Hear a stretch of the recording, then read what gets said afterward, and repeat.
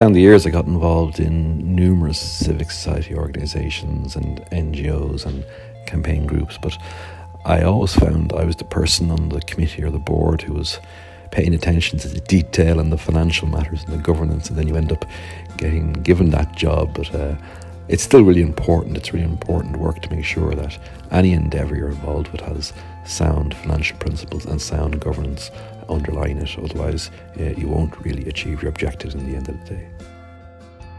As a young person with a natural interest in current events, civil society and politics, Michael has done so much to foster this interest in me.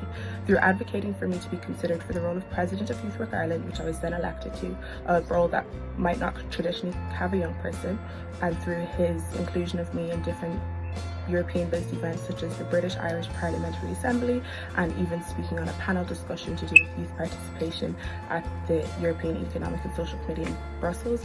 Michael has been integral to my interest in becoming a law student, and I couldn't think of a better candidate for the role.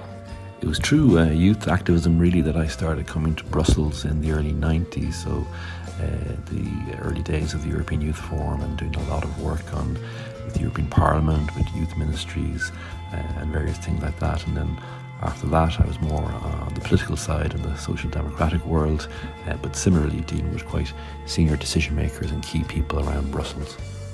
I've always said, and I continue to say, that one of the key things the Economic and Social Committee can do is take the great grassroots work that many people are doing in civic society organisations and bring it to the heart of the decision-making process in Brussels. And I've certainly found that has been the case in my work with youth projects and disadvantaged youth, and communicating the issues that we come up with to commissioners, to parliamentarians and through opinions.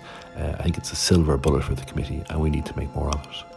I'm delighted to endorse Michael for Vice President of this committee.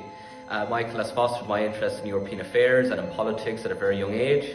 I've been working with him since I was a young teenager in Youth Work Ireland here in Ireland, and he's always been a great person to talk to, great person to foster our interest, and I could be more prouder to endorse him for this role today. Every 2.5 years you have an important decision to make in electing someone to the leadership of this committee. I'd like to thank everyone for listening to me over the last month or so. I think I've got fresh ideas, I think I've got new ideas, and I hope you'll be able to support me. Thank you, merci, danke.